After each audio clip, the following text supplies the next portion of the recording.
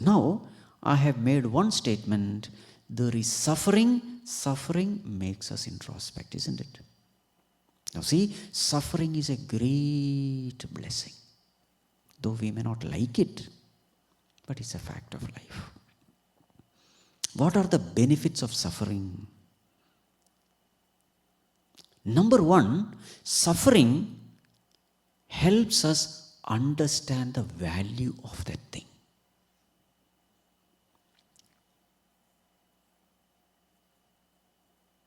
When do I understand the value of food?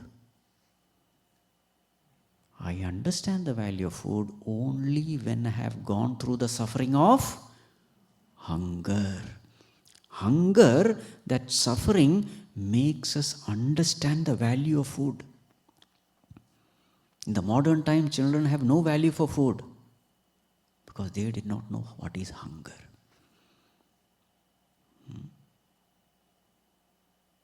If I have to understand the value of water, I have to necessarily go through the suffering of thirst. In this world, everything has a value. When will I know the value of health? Disease is a must. It is necessary. Suffering has its value. Lord will not put suffering in this world without a purpose. To understand the value of health, you must go through disease. Otherwise, we have a tendency to take it for granted. Something is given to us and we take it for granted. Bhagavan has given a healthy kidney, liver, heart, all the functions. We take it for granted. And then what we do? Smoke. Lungs are getting affected. I don't care.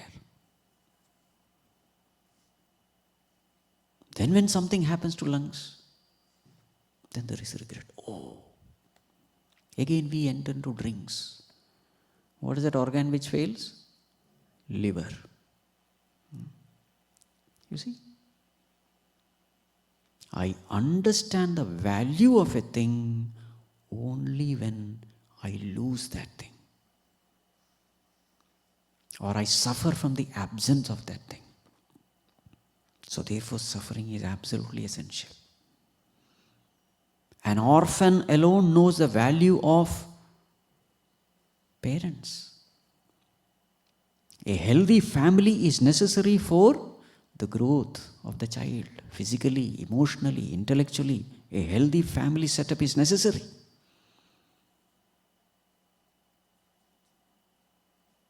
So suffering has its place. So this is number one. It makes us understand the value of a thing. Again, suffering makes us very tender, compassionate. You see, have you seen people who rejoice in the suffering of others? They are called as sadist people. Sadist.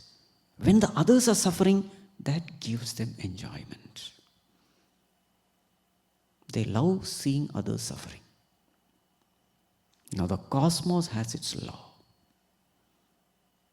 The one who enjoys in the sufferings of others, the cosmic law is that very same suffering comes back to this person.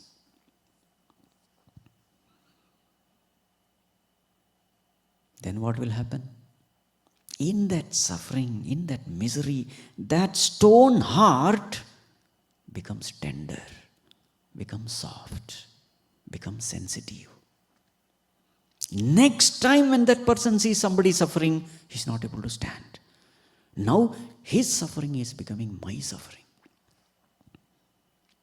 You see?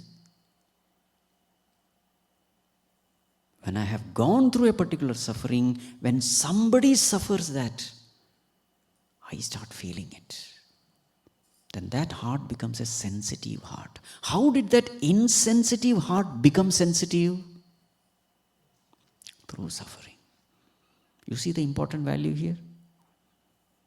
Suffering has its place. It makes the insensitive heart sensitive, tender, compassionate. Always you observe this. When somebody is suffering and you are not able to stand seeing the suffering, it simply means that in the past I have gone through it. I don't remember. Maybe in some past birth I have gone through it. That's why I am able to feel it. And that's a great virtue. Because once I start seeing the pain of somebody, I cannot but do something for that person. That becomes a virtue. Where did this virtue come from? It has come from suffering. So suffering makes us value everything in life. Suffering makes us grateful to God for everything that is given to us in life. Again, suffering makes the heart tender, sensitive, compassionate. Again, suffering makes us humble. We come to know Ma kuru dhana jana yauvana garvam harati nimeshat kala sarvam.